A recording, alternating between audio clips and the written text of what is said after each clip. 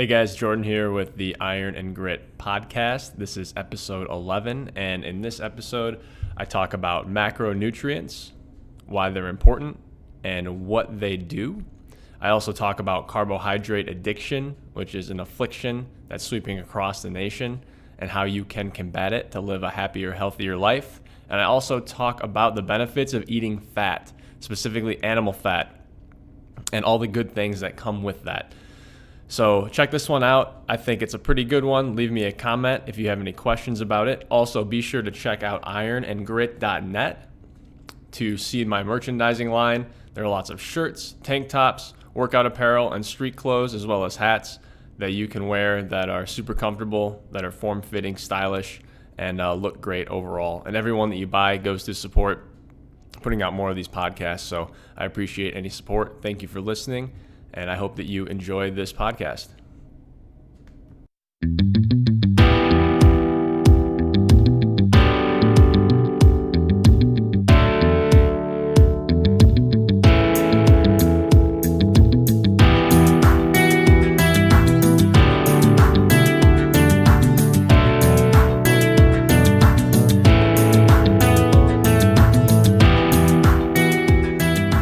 Good morning, everyone. Jordan here with Iron and Grit. Today I want to talk to you about macronutrients.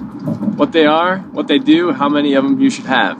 So, what are the macronutrients? Macronutrients, there are 3 of them, and they are the nutrients that contain calories. They are protein, which contains 4 calories per gram, fat, which contains 9 calories per gram, and carbohydrates is the 3rd macronutrient, and that contains 4 calories per gram as well. Technically, alcohol is the 4th macronutrient. I don't recall how many calories per gram it contains, or calories per milliliter it contains, but it doesn't matter. You shouldn't be boozing up anyway.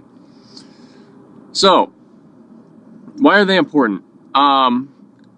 There's some conventional wisdom. And it's most of this should be pretty obvious to any young adult. They should know by now. And if not, that's okay too. You're going to learn today. So protein, that is, your body cannot produce it. You need to eat it.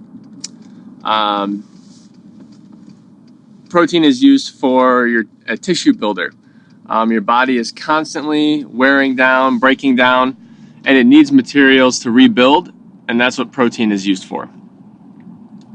You get protein from animal sources, and you get it from some plant sources. The animal source is far superior for several reasons. That is because animal sources are complete protein. Animals typically get their food from plants, so they're going to convert all those plant nutrients, digest it properly, and their meat is going to be loaded and saturated with those nutrients. So that makes animal protein far superior than plant protein. Carbohydrates are energy, essentially, just energy. They convert to sugar. They're easily broken down into sugar in our body. They're not used to rebuild anything. They're used to provide our body energy so that it can perform its regular functions day in and day out, night and day. Carbs are typically overrated. They've actually been vilified lately, and for good reason. You really don't need carbs. People will say that you do. You really don't. I went without carbs for a week and had no problem. Actually, it was a great week. Very productive. And I got ripped very quickly in that week. I lost like 10 pounds in that week. And I felt pretty good. So you can eat carbs, sure. Just stay away from processed carbs. Any kind of snack foods, anything that comes in a bag or a box, anything you don't cook yourself, anything that's not a seed. I would steer clear from it.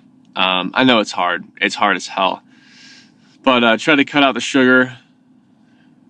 I tell my girlfriend, cut out the sugar. You're sweet enough already. And it's true. You don't need that stuff. It really is a drug. It's a chemical drug. And you're really playing a game of chemistry day in and day out. And if you eat a lot of sugar, you're going to get a dopamine hit. You're going to get this lot of activity in your brain. Your brain's going to feel good, and it's going to crave more and more and more. And then when you don't have sugar for a while, you're going to crash, because that's what happens. Your body seeks equilibrium, and then it needs a hit to fix being down. So that's why you should really reduce your sugar intake significantly. More about sugar later, but now we'll talk about fat. And fat gets vilified in a way that's totally unfair. And you'll say, well, life's not fair. And you're right. Life isn't fair. And people are morons a lot of the time. And other people have agendas. Other people are just ignorant and don't look at the facts nor care to, and say that fat is a bad thing. The only way that fat is a bad thing, and the only way that fat makes you fat, is if you don't use your body, if you don't burn the calories.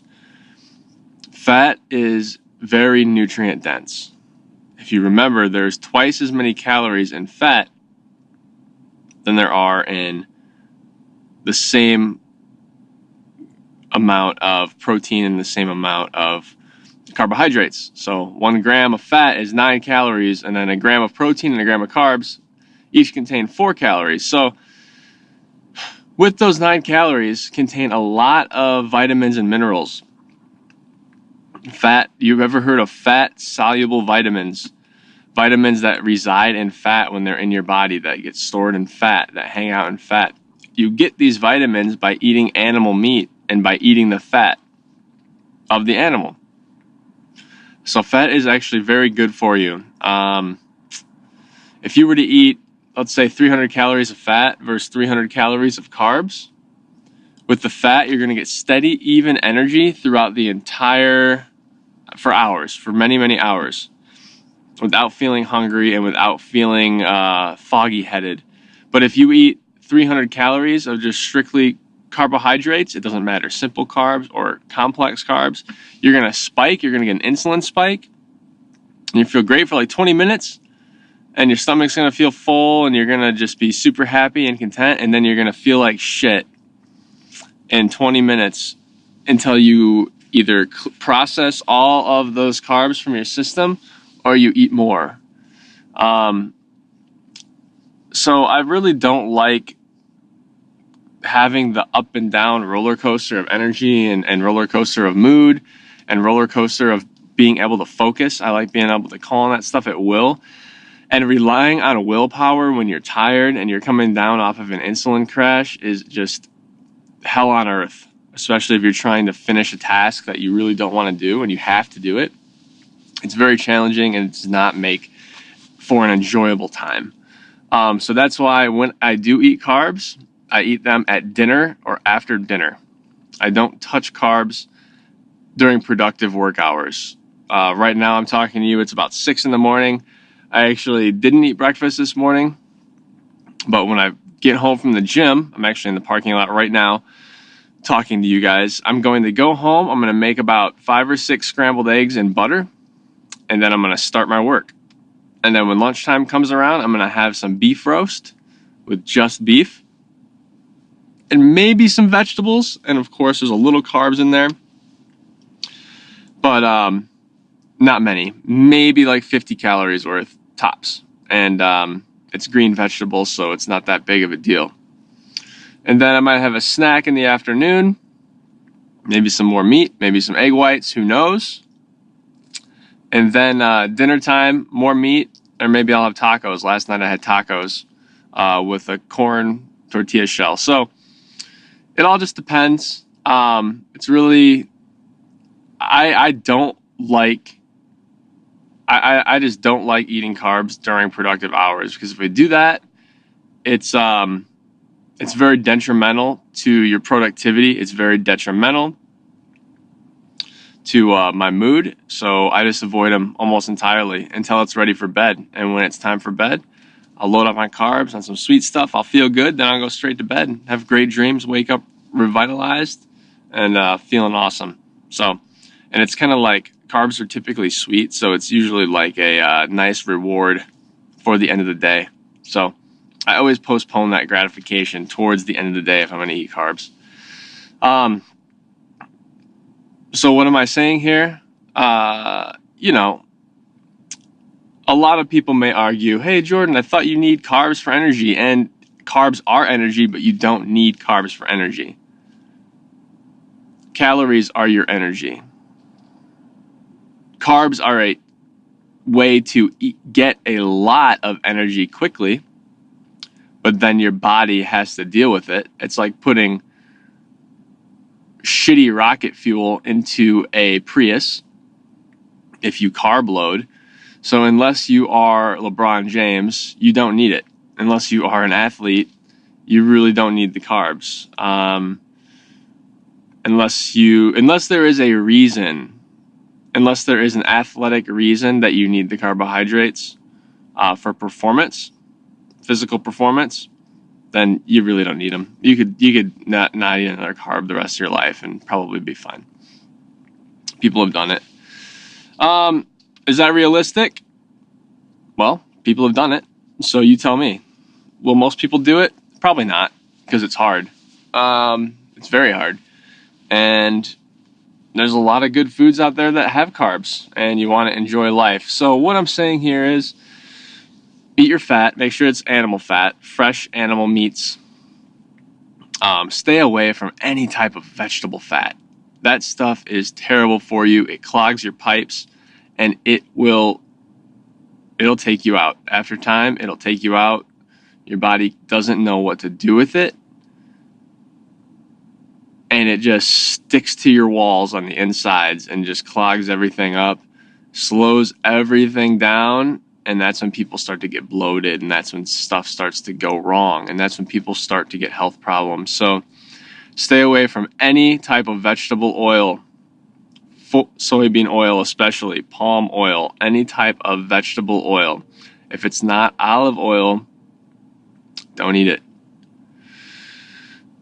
If you need cooking fat, use olive oil, grass-fed butter, unsalted preferably, or you can get away with coconut oil. Coconuts are actually pretty good for you. You don't have to get in the craze of putting a few drops of MTC coconut oil in everything. I think that's an overblown trend, but coconut oil it's not that bad for you. It's definitely better than any vegetable oil out there. So that's an alternative. If you want a coconut oil, you could use that if you get bored of the other two. Let's see. Yeah, just you could eat high fat.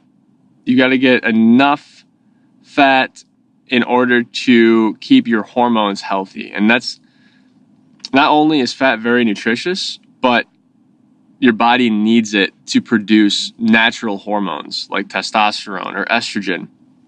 If you're a female especially, it's very, very, very good for you. Keeps your hunger curbed. Fat brings with it all the fat-soluble vitamins, vitamin A, vitamin D, and others, vitamin B12 and others. Lots of, if you're eating fat, you're probably eating meat, so you're getting a lot of good protein with it. And the killer combo, the good way, in a good way, is the 1-2 punch with lean protein and animal fat. Because that protein is going to help you build muscle. That fat's going to give you a lot of good energy throughout the day. And if you're hitting the weights, you're going to get your sex hormones together from the fat, the saturated fat and cholesterol that comes along with it, which is not bad for you, by the way. You need that stuff. And that's going to create your testosterone hormones. It's going to make you perform better in life and in the gym. And also help build some muscle and maintain it while the protein is building it. So they're kind of a match made in heaven if you think about it. So what am I saying? Eat more meat. I think that is the optimal performance and most sustainable food you can eat is meat. People will say that being vegan or vegetarian is sustainable. Maybe for the planet, it could be a little more sustainable. The jury's still out on the science for sure. There are some theories. However, it's not sustainable for human life. Not sustainable for optimal human life. I mean, don't get me wrong, humans are durable. We can eat a lot of things. We're very flexible. We made a lot of evolutionary trade-offs to be able to eat what was available to us. But the vegetables are suboptimal compared to the animal fats and the animal meats of beef, of lamb, of other game animals. So that's something to keep in mind, because beef is very high density nutrition, lots of energy, and you don't have to worry too much about health problems unless you're genetically predisposed or you just don't work it off. So get your 20 minutes of cardio in every day, walk a lot. We were meant to walk. If you walk a half hour every day, you could probably get away with eating like shit once a day and not have to worry too much about it. And if you walk a half hour a day and don't eat like shit at all during the day, you're going to be in great shape. In 6 months, you're going to be feeling better than you ever felt in your entire life. So keep that in mind. All right, guys, my time is up for now. I hope you enjoyed this one. If you have any questions, leave me a comment or send me an email or leave me a comment on Instagram at Iron and Grit. Check out my website and blog, ironandgrit.com. I have a lot of workouts. I have a lot of diets and a lot of interesting things from physical culture, as well as some mindset and motivation and lifestyle tips that can help you get more out of life, that have helped me get more out of life, make more money, have better relationships. And this isn't just like the trendy. I'm not trying to ride that wave. This is legit. And I have the data to prove it. And if you have any questions about it, just ask. I'm happy to talk about it. I like talking about it, and I like to help people out. So if I can help you, let me know how I can. And I hope to talk to you very soon. Thanks a lot. Bye-bye.